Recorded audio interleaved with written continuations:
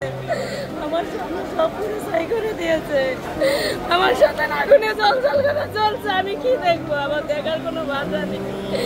আমি এতে কি করবো? সম্মাননা আমার কি দরকার? আমার সম্মাননার দরকার নেই। আমার শুধু আমার সন্তানটাই প্রয়োজন ছিল।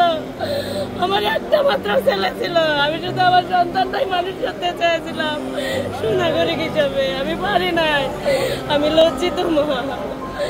এই দেশ আমার সন্তানকে নিরাপত্তা দিতে পারে নাই। এই দেশ আমি আমার ব্যর্থ মা। আমি পারি না আমার সন্তানকে নিরাপত্তা দিতে। আমি নিরাপত্তা দিতে পারি নাই। আজকে এই দৃশ্য দেখা আমার মুখটা জল জল করে জ্বলছে। আল্লাহ, আমার সন্তানটা কত কষ্ট করে মরছে রে আল্লাহ।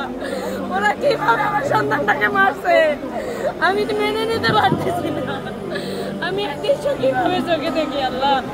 আমার চোখে দেখার মতো কোনো ভাষা নেই। এই দৃশ্য দেখার আগে আমার চোখটা বন্ধ হয়ে গেল না কেন?